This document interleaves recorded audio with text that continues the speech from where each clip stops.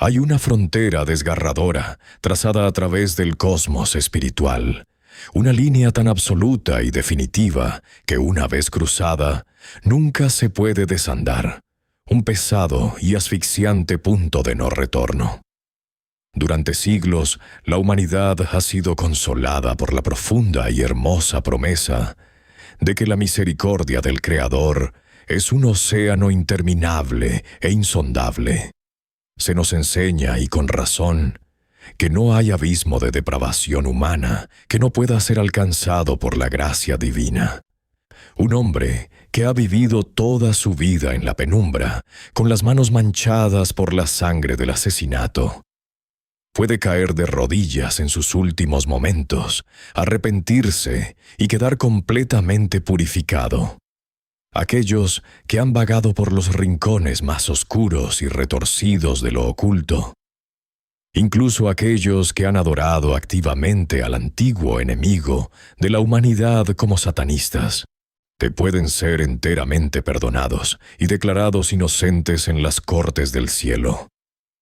Adúlteros, ladrones y mentirosos, sin importar qué tan lejos se hayan desviado, siempre se les concede un camino de regreso hacia la luz.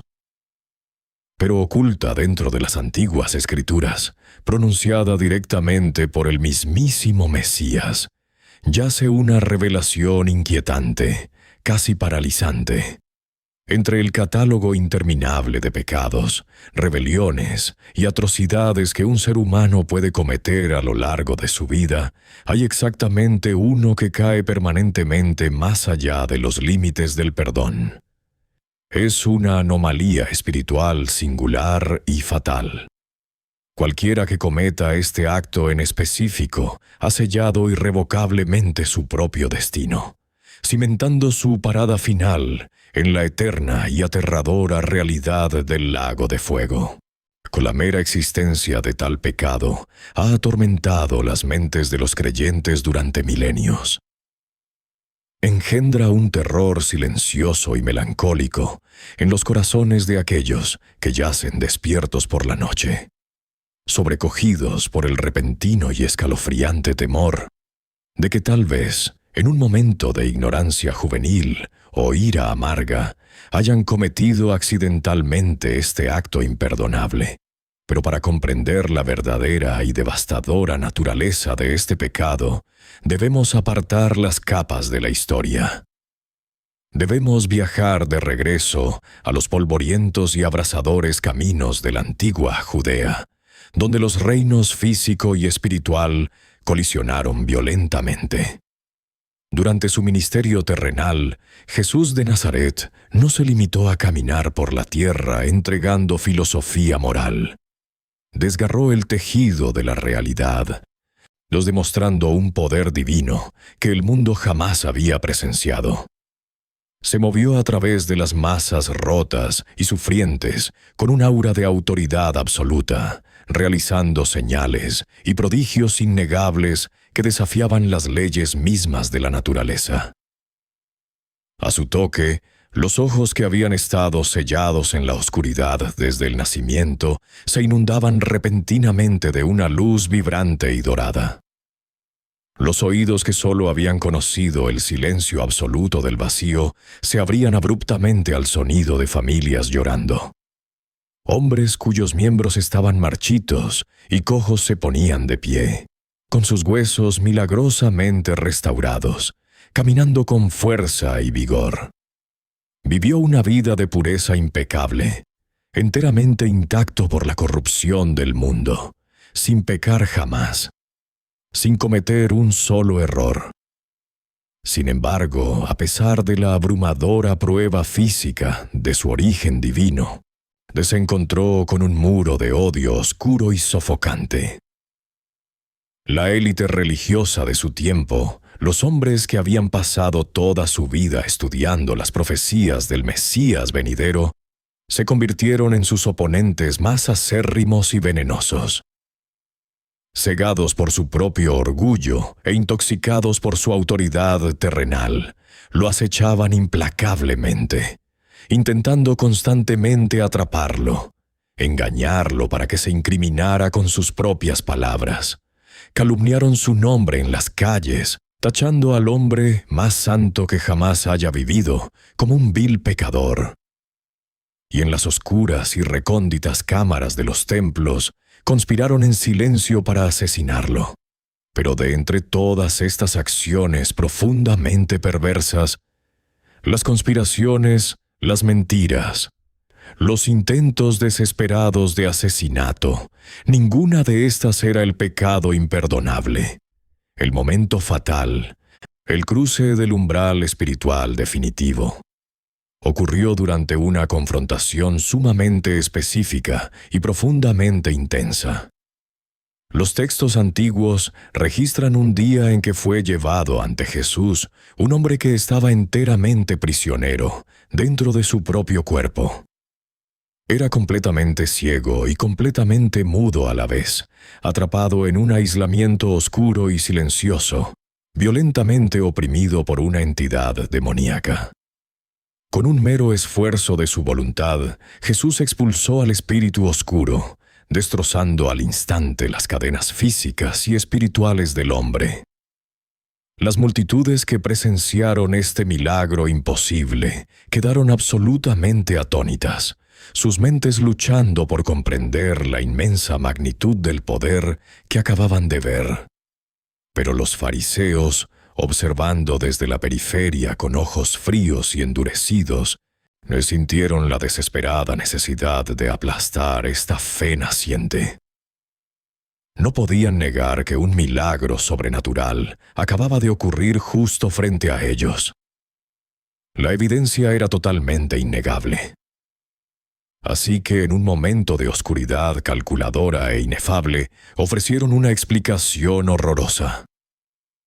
Declararon ante las multitudes que los rodeaban que Jesús, en efecto, estaba expulsando demonios, pero no por el poder de Dios.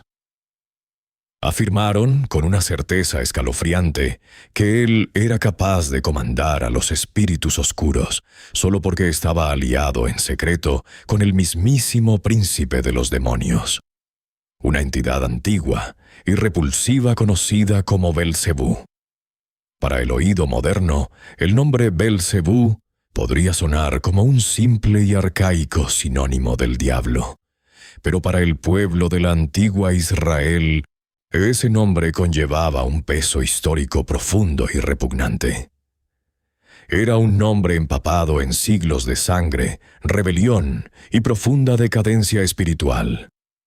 La historia de este príncipe demoníaco se remonta a las eras más oscuras del Antiguo Testamento, vinculándose específicamente al reinado de Acab, un rey que gobernó durante el ministerio del gran profeta Elías. Acab se sentó en el trono de Israel durante 22 largos años, y los textos antiguos declaran que hizo más mal ante los ojos del Señor que cualquier rey que hubiera gobernado antes que él. Bajo su oscuro reinado, impulsado por su infame esposa, la nación se hundió en la locura espiritual. Construyeron inmensos altares a dioses falsos, erigieron ídolos imponentes e instituyeron la prostitución masculina dentro de sus lugares sagrados de adoración. Y fue una era de profunda putrefacción espiritual, marcada por la horripilante reconstrucción de la ciudad de Jericó. Un hombre llamado Hiel de Betel emprendió este proyecto maldito, sentando los pesados cimientos de piedra de la ciudad, al costo inimaginable de la vida de su hijo primogénito, y eventualmente levantando sus enormes puertas al costo de su hijo menor. Este esfuerzo enfermizo y empapado de sangre cumplió trágicamente una oscura profecía que había sido pronunciada 532 años antes, cuando Jericó fue reducida a cenizas por primera vez. Cuando el malvado rey Acab finalmente pereció, su hijo Ocosías tomó el trono, heredando el reino espiritualmente en bancarrota de su padre. Al poco tiempo de su reinado, el nuevo rey sufrió una terrible caída por la celosía de su aposento alto, no dejándolo postrado en cama y aferrándose a la vida. En su desesperada agonía, en lugar de recurrir al Creador del universo, Ocosías ordenó a sus siervos que viajaran a la ciudad pagana de Ecrón. Los envió a consultar a una deidad oscura y específica para saber si alguna vez se recuperaría de sus heridas. Los envió a preguntar a Belcebú. Este era un ídolo filisteo profundamente poderoso y repulsivo, una figura demoníaca cuyo propio nombre se traduce como el Señor de las Moscas, un título que evoca imágenes de muerte, decadencia y carne putrefacta plagada de insectos. A lo largo de los siglos, esta grotesca entidad fue adoptada en la teología judea como el título para un príncipe masivo y poderoso del reino demoníaco. Esta fue la entidad específica y horripilante que los fariseos eligieron invocar. Mientras permanecían bajo la cálida luz natural del sol, contemplando la manifestación perfecta y pura del amor divino y la sanidad que Jesús acababa de realizar, miraron al Creador del universo y lo acusaron de extraer su poder del Señor de las Moscas, de un demonio antiguo y putrefacto de decadencia. Jesús, manteniendo una calma perfecta y melancólica frente a esta profunda blasfemia, desmanteló inmediatamente su argumento. Miró a los líderes religiosos y presentó una lógica impecable y devastadora. Explicó que cualquier reino que esté violentamente dividido contra sí mismo inevitablemente se desmoronará en la ruina. Si una casa está constantemente en guerra desde adentro, no puede sostenerse. Por lo tanto, si él estuviera verdaderamente expulsando demonios, utilizando el poder oscuro del príncipe de los demonios, pero Satanás estaría destruyendo activamente su propio reino. Era una contradicción absurda e imposible. En cambio, Jesús declaró la innegable verdad. Es por el Espíritu de Dios que expulso a los demonios. Y es precisamente en el silencio pesado y persistente que sigue a esta declaración donde Jesús pronuncia las palabras más desgarradoras y aterradoras registradas en toda la Escritura. Palabras que han resonado a través de los milenios, infundiendo pavor en los corazones de generaciones. Miró a los hombres que acababan de atribuir la luz pura del cielo a las tinieblas del infierno, y dijo: «Todo tipo de pecado y blasfemia será perdonado, pero la blasfemia contra el Espíritu no será perdonada.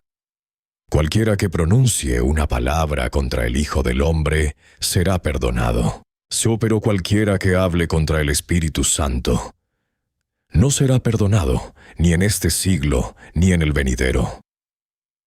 El peso de esta declaración es casi imposible de comprender en su totalidad. Jesús estaba trazando una línea dura y absoluta en la arena espiritual. Estaba confirmando que podías insultarlo, podías calumniar al Hijo del Hombre, podías malinterpretar por completo su misión, burlarte de sus orígenes o maldecir su nombre. Y el océano de gracia aún sería lo suficientemente profundo como para lavarte y purificarte. Pero hablar contra el Espíritu Santo, eso era el corte definitivo del alma. Ese era el error eterno.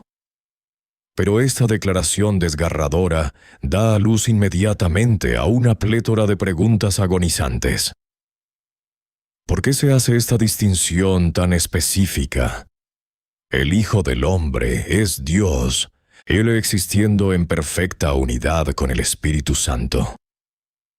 La Trinidad divina es inseparable, así que lógicamente, si una persona está hablando con desprecio y blasfemando a Jesús, ¿no está blasfemando simultáneamente al Espíritu Santo también? ¿Por qué un ataque a la manifestación física de Dios es enteramente perdonable, mientras que un ataque al Espíritu invisible resulta en una condena irreversible al lago de fuego? para entender por qué esta línea específica nunca puede ser cruzada. Tenemos que descorrer el velo de la arquitectura divina de la salvación misma. Tenemos que comprender la función específica y vital que el Espíritu Santo cumple en la vida de un ser humano. Porque el pecado imperdonable no es un mero desliz de la lengua. Es una rebelión violenta y terminal contra el mecanismo mismo que hace posible el perdón.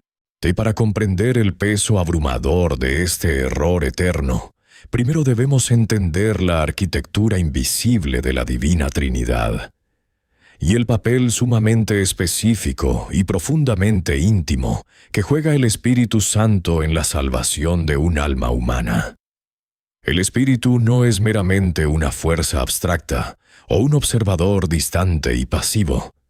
El Espíritu, que es el aliento mismo de la vida divina, el agente activo de rescate, moviéndose a través de los oscuros y corrompidos pasillos de la condición humana. En uno de los encuentros más famosos y silenciosamente intensos registrados en los textos antiguos, un erudito religioso llamado Nicodemo se escabulló por las sinuosas y sombrías calles de Jerusalén bajo el manto de la noche. Buscó a Jesús, con la mente arremolinada por los milagros profundos e imposibles que había presenciado, desesperado por comprender la mecánica del reino de los cielos. Jesús, cortando de tajo la confusión académica del hombre, entregó una verdad que hizo añicos los cimientos de la lógica humana. Declaró que la carne da a luz a la carne, pero el espíritu da a luz al espíritu. Y a menos que un hombre nazca completamente de nuevo por el poder del Espíritu Santo, ni siquiera puede ver el reino de Dios, y mucho menos entrar en él. El Espíritu Santo es el mecanismo supremo y esencial para la salvación.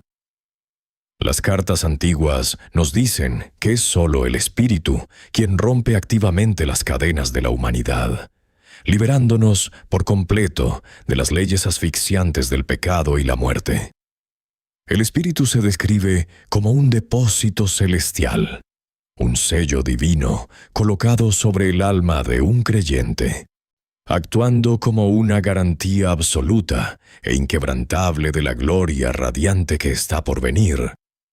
Es el Espíritu quien susurra las antiguas verdades en las mentes de los hombres, actuando como un maestro, recordando constantemente a los fieles las palabras de Cristo. Por lo tanto, el Espíritu Santo es la única cuerda que desciende hacia el oscuro y aplastante abismo de la rebelión humana. Hablar contra Jesús, malinterpretar su misión física, es una falla perdonable de la percepción humana. Pero mirar directamente la cuerda que te está salvando, entender exactamente qué es y cortarla deliberadamente, eso es un acto de suicidio espiritual. Destruye el medio mismo del perdón. Pero esta profunda realidad nos obliga a examinar la naturaleza aterradora de la palabra en sí. ¿Qué significa realmente cometer blasfemia? En la era moderna, es altamente casual, la humanidad ha diluido drásticamente la severidad de este concepto. Muchas personas yacen despiertas, atormentadas por el miedo agonizante de haber perdido su alma eterna, porque se golpearon el dedo del pie y gritaron una maldición usando el nombre del Creador. O porque en un momento de imprudente ira digital, escribieron un acrónimo inapropiado o profano en línea. Si bien los antiguos mandamientos prohíben estrictamente tomar el nombre del Señor en vano, advirtiendo que tales acciones conllevan profundas consecuencias espirituales y corrompen la pureza del corazón. Esta pérdida momentánea de control no es el pecado imperdonable. Si una sola palabra descuidada, pronunciada con ira, fuera suficiente para asegurar un lugar permanente en el lago de fuego, toda la narrativa de la gracia divina colapsaría por completo. No blasfemar, en el antiguo sentido bíblico, es ejecutar un acto consciente y calculado de desprecio extremo. Significa execrar. Mirar algo de una pureza absoluta e impecable y repudiarlo activamente, denunciándolo como repulsivo, aborrecible y repugnante. Consideremos la vida del gran apóstol Pablo, un hombre que antes de su transformación milagrosa era realmente culpable de respirar una blasfemia verdadera y violenta contra los cielos. Como un fariseo joven y ferozmente agresivo llamado Saulo, no solo habló en contra de los seguidores de Cristo, los cazó activamente.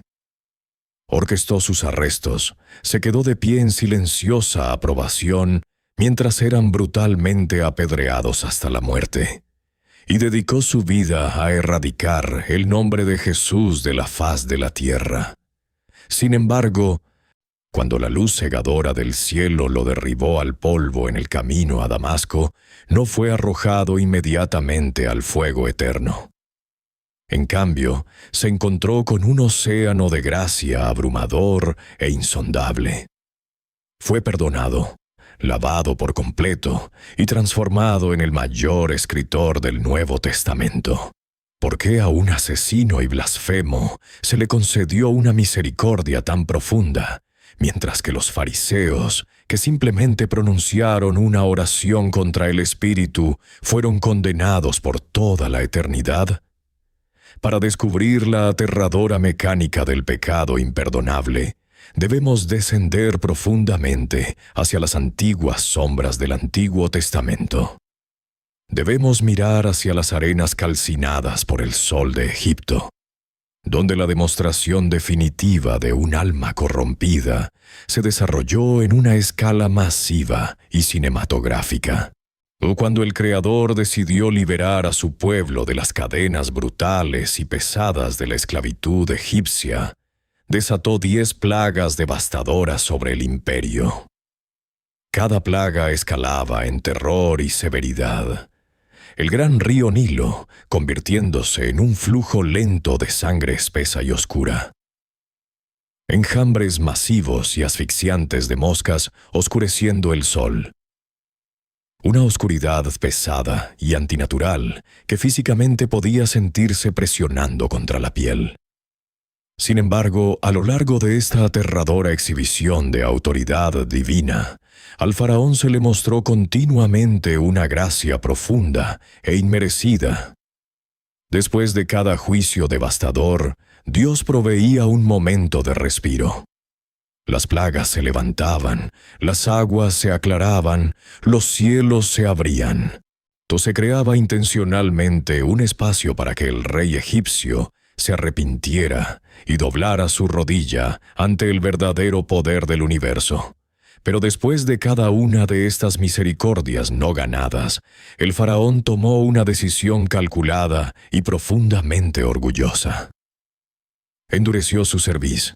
Obstinada y agresivamente, endureció su propio corazón contra el Creador. A pesar de múltiples promesas de dejar ir a los israelitas, vio repetidamente cómo el innegable poder de Dios retrocedía, y luego cambiaba violentamente de opinión. Durante 5 plagas consecutivas, el faraón operó desde su propio libre albedrío, terco y profundamente defectuoso. Fue testigo de la verdad y eligió activamente rechazarla. Y entonces ocurre un cambio repentino y aterrador en la antigua narrativa. El lenguaje de la Escritura cambia por completo. Ya no dice que el faraón endureció su propio corazón. En cambio, el texto declara, con una finalidad escalofriante, que Dios endureció el corazón del faraón. Este cambio conceptual plantea una de las preguntas teológicas más aterradoras de la historia humana.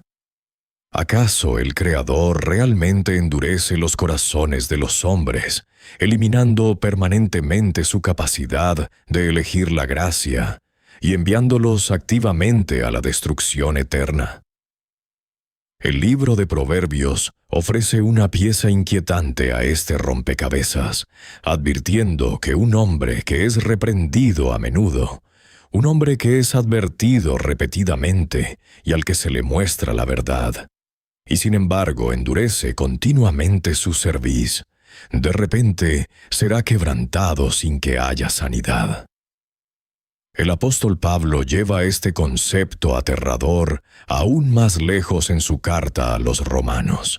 Reflexionando sobre las antiguas plagas, Pablo revela una declaración impactante de Dios con respecto al rey egipcio. Para esto mismo te he levantado, para mostrar en ti mi poder, y para que mi nombre sea anunciado por toda la tierra. Pablo profundiza en la soberanía profunda y absoluta del Creador, afirmando que Dios tiene misericordia de quien Él quiere y endurece a quien Él quiere. Habla del alfarero divino, moldeando diferentes vasijas para propósitos enteramente diferentes, algunas forjadas hermosamente para la misericordia, y otras, trágicamente, preparadas para la destrucción. Esto suena profundamente perturbador para la mente moderna, casi como si Dios diseñara cruelmente ciertas almas enteramente con el propósito de su propia condenación. Pero la imagen completa se encuentra en la síntesis de estas antiguas advertencias. Antes, en la misma carta, Pablo describe la aterradora realidad de la ira de Dios siendo derramada, silenciosa y progresivamente, sobre aquellos que de forma activa y agresiva suprimen la verdad. Explica que cuando la humanidad rechaza continuamente la luz, Dios finalmente honra su trágica rebelión, entregándolos a sus propias mentes reprobadas. Los abandona a las mismas concupiscencias, a la oscuridad y depravación que tan desesperadamente anhelan. Noten las palabras específicas y cuidadosas que Pablo usa más adelante. Él declara que Dios ha soportado con mucha paciencia a los vasos de ira preparados para destrucción. Esta es la anatomía misma del pecado imperdonable. El problema no es que Dios sea impaciente, o que un ser humano tropiece accidentalmente. La tragedia suprema ocurre cuando una persona es confrontada repetida y continuamente con la verdad innegable y resplandeciente de la gracia salvadora de Dios. Cuando se convierten en testigos directos del poder divino, sintiendo la convicción del Espíritu Santo tirando de su alma, y eligen rechazarla activamente. La apartan, una y otra vez. Construyen un callo grueso e impenetrable sobre su propia alma, hasta que finalmente se cimentan en una postura permanente de desafío. Se convierten en una persona cuyo corazón está tan enteramente endurecido que se hace añicos más allá de la posibilidad de reparación. Esto es exactamente lo que los fariseos estaban haciendo. El pecado imperdonable que cometieron no fue un insulto repentino y aleatorio. Fue la culminación de un orgullo profundo e inquebrantable. Eran hombres que habían estudiado las profecías, que conocían las Escrituras íntimamente. Cuando Jesús se paró frente a ellos y demostró el poder exacto, innegable y milagroso del Mesías profetizado, vieron la evidencia irrefutable de Dios. Era tan abrumadora, tan absoluta, que no podía ser ignorada o explicada lógicamente. Sin embargo, sus corazones estaban tan ferozmente endurecidos, su orgullo tan profundamente arraigado, que eligieron mirar la obra pura y vivificante del Espíritu Santo y atribuirla públicamente a las fuerzas demoníacas del infierno. Este es un orgullo que está enteramente más allá de toda reparación. Es una enfermedad fatal del alma. Más a menudo que no, cuando un alma alcanza este punto de oscuridad absoluta y voluntaria, Dios simplemente da un paso atrás y les da exactamente lo que desean, una eternidad enteramente separados de Él. El pecado imperdonable, por lo tanto, es el rechazo continuo y deliberado de la obra del Espíritu Santo. Es matar violentamente la raíz misma del arrepentimiento y la salvación antes de que siquiera tenga la oportunidad de crecer. Porque el Espíritu Santo es la única entidad que puede convencer a un corazón humano de pecado. Rechazar permanentemente al Espíritu es perder permanentemente la capacidad de sentir convicción. Sin el dolor profundo y pesado de la convicción, un ser humano nunca se arrepentirá verdaderamente. Y sin arrepentimiento, las puertas del perdón permanecen eternamente cerradas. Si comprimimos el peso inmenso e intimidante de esta realidad teológica en una sola verdad comprensiva, ¿o es esta? El único pecado que Dios no puede perdonar es el rechazo continuo e inquebrantable de su propio poder salvador. Una negativa permanente al señorío divino de Jesús y un silenciamiento deliberado del llamado del Espíritu al arrepentimiento. Pero dentro de esta doctrina oscura y aterradora yace una tranquilidad hermosa y profunda. Si estás leyendo estas palabras y sientes un nudo repentino y pesado de ansiedad formándose en tu pecho, si te estás preguntando de manera genuina y temerosa, ¿he cometido accidentalmente el pecado imperdonable? ¿He alejado a Dios demasiadas veces? Ese único momento de ira selló mi destino en el lago de fuego. Debes saber, con una certeza absoluta e inquebrantable, que la respuesta es definitivamente no. El mero hecho de que estés preocupado por tu posición ante el Creador es la prueba definitiva e innegable de que tu corazón no se ha endurecido permanentemente. Un alma que ha cometido el pecado eterno no siente miedo, no siente culpa, y ciertamente no busca desesperadamente el perdón de Dios. Sienten solo un desafío frío y arrogante. Jesús mismo prometió que el papel principal del Espíritu Santo es convencer al mundo de pecado, de justicia y de juicio. Por lo tanto, si sientes el peso profundo y doloroso de la convicción con respecto a tus decisiones pasadas, felicidades. Ese sentimiento no es un signo de tu condena. Es la prueba absoluta de que el Espíritu Santo todavía está trabajando activa y apasionadamente dentro de ti. El Espíritu sigue aferrado a la cuerda, intentando sacarte de la penumbra, no esforzándose por llevarte a la profunda y transformadora realización de que Jesús es el Señor. Las Escrituras prometen que todos los que son guiados gentilmente por el Espíritu se convierten en los verdaderos hijos e hijas de Dios, y el Espíritu siempre, sin falta, guiará a un corazón dispuesto directamente de regreso al pie de la cruz. En el mismo antiguo pasaje, donde Jesús emite esta aterradora advertencia sobre el pecado imperdonable, lo precede con una promesa inmensa y arrolladora de gracia. En el Evangelio de Marcos, él declara que todos los pecados y blasfemias de la humanidad serán perdonados.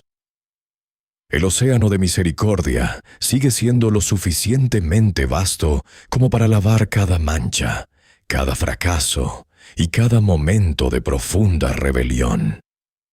Lo único que puede apartarte de esa agua es tu propia negativa a entrar en ella. El Creador ha ofrecido un indulto completo y perfecto por los crímenes de la humanidad.